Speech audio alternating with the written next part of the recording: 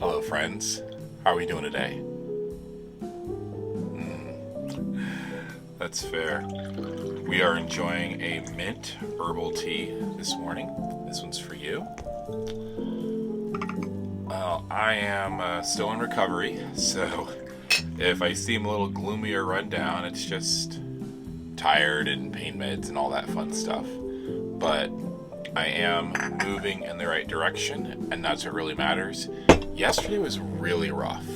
Physical therapy was really tough, and yeah, I just hit like a crazy wall, just like sobbing.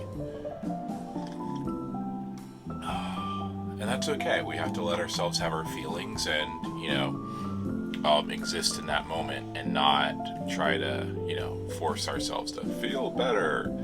You know, it comes with time. It comes with time. Oh, so good. All right, friends. Well, whenever you're seeing this, whatever's going on in your day, please remember at some point to get up, to stretch a little bit, to drink some water, take your meds if that applies to you. Eat something if you can. And I hope that you remember that you are loved, you matter. I am so glad that you're here with me. And I hope that you have a good day. Or do what you need to do to survive the day. Alright, so it is Winter Solstice. Happy solstice to you. And we're going to kind of do the same thing we started last year, which is instead of waiting for the calendar new year to start reflecting and working on New Year's resolutions, I like to go with the seasons. I found a lot of benefit last year of following the solstice and equinox cycles. It was more mindful, and I like the idea of being in tune with nature for change. So this is, the beginning of the time of renewal, so it seems like a perfect time to be looking back on 2024 and reflecting on what I need to think about going into 2025. So we're going to do this in two parts. So this video is mostly going to be kind of a philosophical, reflective thing. So I had 5 journal questions that I shared with y'all a month or so ago, and I spent a lot of time thinking about it and writing about it and distilling those thoughts. And so we're going to go through those 5 questions, and we're going to talk about the word that I believe encapsulates my journey, or that I would like to encapsulate my journey. Encapsulate, is that the right word? Who cares? Looking into 2025 as we begin this new year in this new cycle of seasons. So I think I'm going to start with the questions, and then I'm going to end with my word of the year. The 5 questions are: number 1, what aspects of my life feel most aligned with who I truly am, and how can I nurture them further to help me identify what is already working and deserves more focus? Number 2, what beliefs, habits, or roles am I still holding on to that no longer serve me, and how can I begin releasing them to help me uncover what needs shedding or letting go?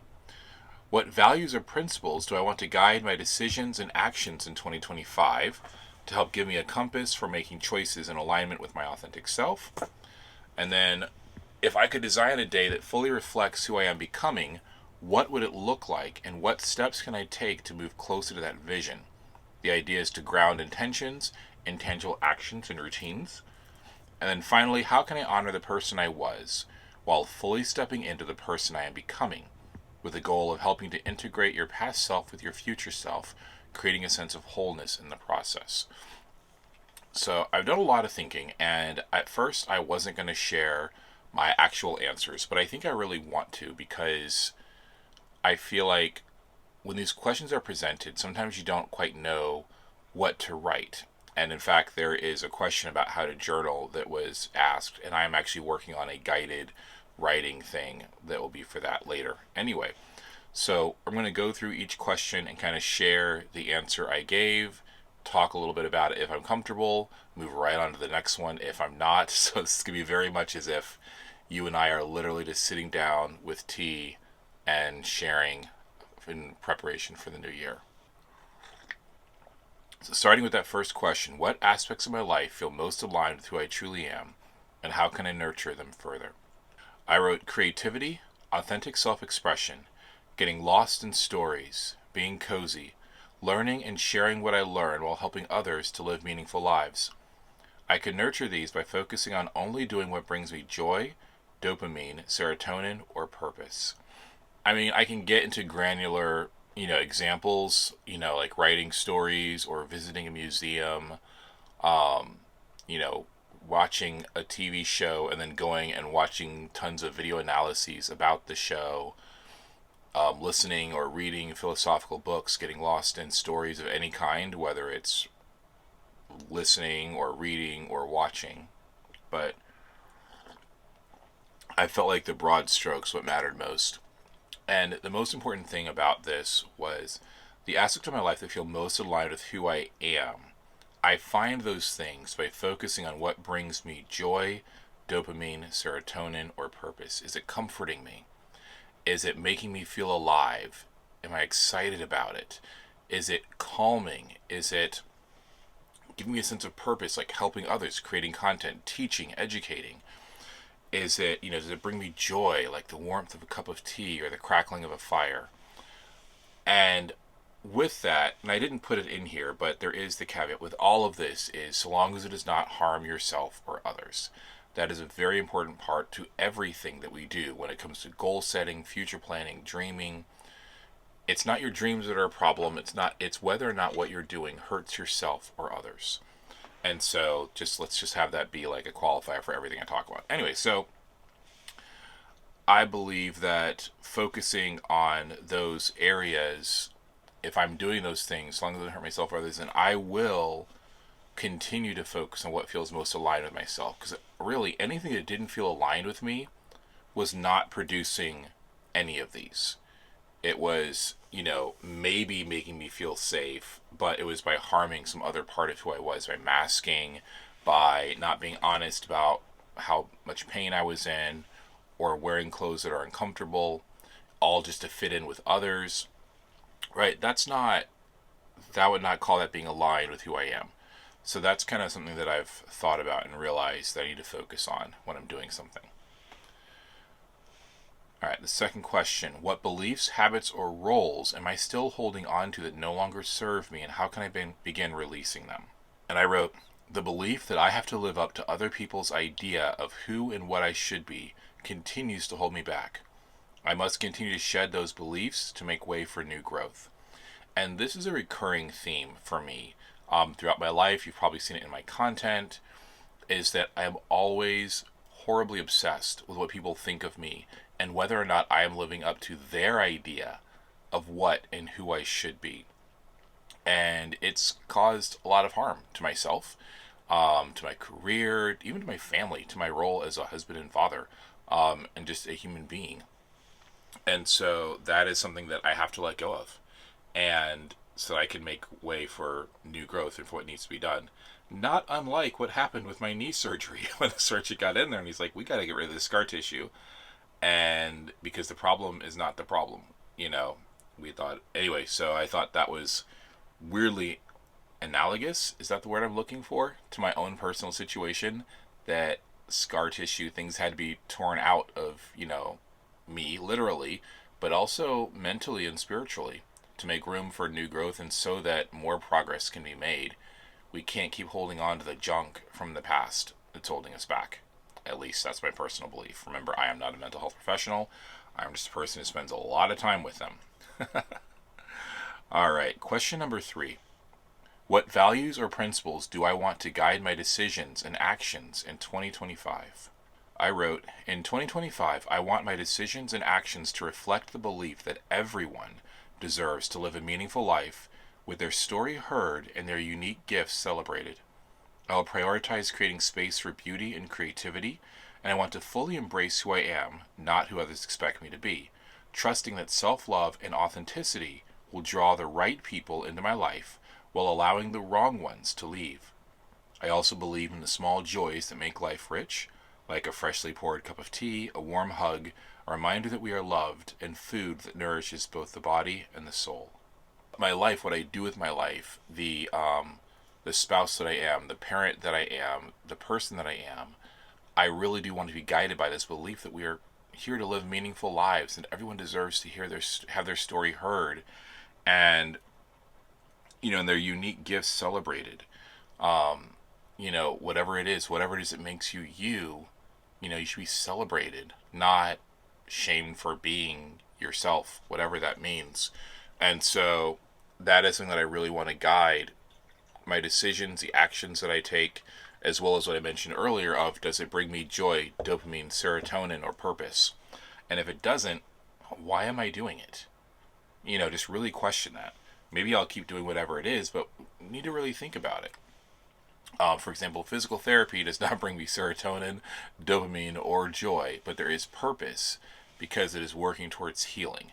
So you might be doing things that aren't fun, but that's why I put that final step of purpose in there, because sometimes there is a purpose to what we do, even if we're not happy about it in the moment. And then, as you know, if you follow my content at any point in time, you know that I make a lot of time for things like a cup of tea, a cup of coffee, something that is enjoyable and pleasing to the senses, in moderation, of course, I find to be very important. And living a life that I enjoy. That's like a big part right now. I'm approaching my mid 40s, and if I'm not enjoying life, if I'm not living with purpose, anyway. Question number 4. If I could design a day that fully reflects who I am becoming, what would it look like, and what steps can I take to move closer to that vision? I wrote, a day that fully reflects who I am becoming would begin with a grounding morning routine, dressing in sensory friendly and visually satisfying clothing, and sharing encouragement through a TikTok post if TikTok's still around. Sorry, I had to put that in there. I would prepare a pot of tea to enjoy while journaling and mentally preparing for the day. My work would involve listening to and sharing stories, whether as a therapist, coach, or storyteller, with moments throughout the day to vlog my thoughts. I'd spend time writing poetry, stories, or essays for my next book project, ideally in a cozy coffee shop or my burrow of an office, taking short walks in nature to recharge. The day would end with quality time with my family, perhaps playing video games, and a calming bedtime routine to prepare for restful sleep. To move closer to this vision, I can focus on refining my morning and evening routines, consistently creating content, and building towards work that centers on storytelling and helping others. My life has to be about something deeper and more meaningful. Otherwise, what am I going through all this for? Seriously. I mean, nights in pain and all of this stuff. There has to be some purpose and meaning behind my life, not just whether or not I'm making a lot of money. No hate to you if that's what you're doing. As the kids say, get your bag. But that's not what I want my life to be about personally. Anyway, I want my life to be about stories. If you can't tell, I love stories. Whether it's content creation, writing stories, reading stories, listening to stories, hearing people tell stories, reading your stories in the comments. I believe stories make us who we are, and everything in our lives revolves around them. And I, like Anansi, would love to one day own all the stories in the world. Anyway, all right. And number 5, how can I honor the person I was while fully stepping into the person I am becoming? I wrote, I can honor who I was by forgiving myself for past mistakes and moments of self-harm, while recognizing that my journey towards growth will take time. I will hold on to the positive traits that have always been a part of me: my creativity, curiosity, love, gentleness, fierceness, and ambition, while letting go of societal and external expectations. By embracing self-compassion and continuing to process my past through therapy, I can integrate all parts of myself and fully step into the person I am becoming. I do believe that's kind of what is happening right now. I'm learning to let go of things that are not truly me, that are harmful, ideas or mindsets that don't serve me or those I love around me, and letting those things go. Again, using the surgery debridement, I think is the term they use officially. Removing that scar tissue, getting rid of things that aren't helpful, and letting go of those things can and is a painful process. Letting go of the past, we say it like it's, like letting go of a pen or an object and letting it fall to the ground. And it's not that simple, is it? Because our past traumas, our past mistakes, our past regrets, those are almost stitched into us. And ripping them away is a painful and can be even a bit of a traumatic process. So this will be done, like I said, with therapy. I do recommend having a mental health professional help you, guide you through that process of letting go and removing these things that no longer serve you.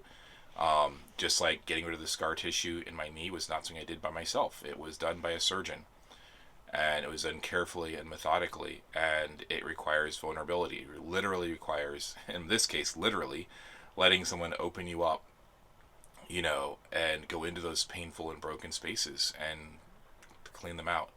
And that's not an easy process, and this won't be. And that is why my word for the year is eclosing. Eclosing is a process by which an adult insect emerges from its pupal case or cocoon after completing its metamorphosis. This term is most commonly associated with butterflies, moths, and other insects that undergo a complete metamorphosis or holometabolism, transitioning from larva to pupa to adult. Eclosing can be used as a metaphor for emerging into a new stage of life, the culmination of a process that requires patience, effort, and time. I feel like this represents where I am right now, raw and vulnerable and newly formed. The process of breaking out of the cocoon is not going to be easy. It will be painful and scary, and I will probably get hurt. And I'm sure many of you have heard at some point, but I'll say it anyway. Like when a butterfly is struggling to get out of its cocoon, you can't help it. To help the butterfly out of the cocoon will actually hurt it.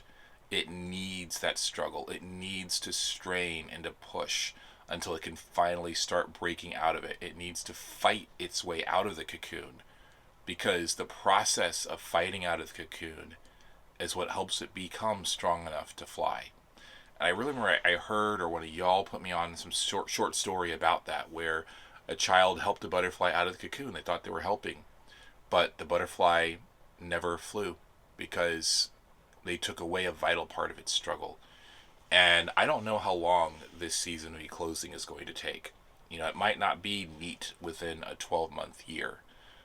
Just like the concept of reforging last year is, I would not say is complete. There are still parts of my life that need to be melted down and rebuilt. But in many ways, I feel like I'm at a point where I am ready to start being me more openly. Part of that was things like saying, I prefer the name Eric, and I wanted to run with that. And I'm, seriously considering legally changing it at some point down the road.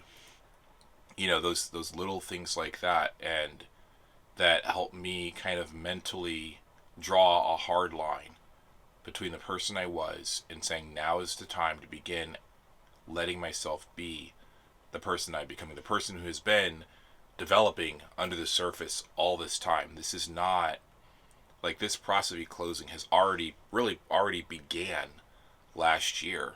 Even with the new way of approaching, how I set resolutions and intentions for the year. And y'all have, if you've been watching my content throughout this past year, I'm sure, hopefully, you've noticed some changes in myself. It doesn't mean that I'm always happy. It doesn't mean I'm always upbeat. If anything, I hope that I have been more authentic and showing when I am run down and when I'm hyper and happy, so that you see the highs and the lows and the calm moments in between. Anyway, so those are my thoughts and reflections on what I'm looking at as I go into 2025. I will share actual goals and things in the next video. That might be a few days away, depending on how I'm feeling. But please let me know what you think. If you went through any of these questions, please let me know, if you're willing, of course, only if you're comfortable, to share your answers. If you're not comfortable sharing your answers in the comments, please follow the link to my website. I do have an email address posted there. I would love it if you chose to email me your responses if you wanted a more one-on-one type conversation. A few of you have taken me up on this and have been emailing me, and I love it so much. It's like having pen pals. I love getting your emails, and you sharing about your life. The last thing I wanted to show you is the prize I got myself for going through the knee surgery. It is this bronze mask. Isn't it so cool?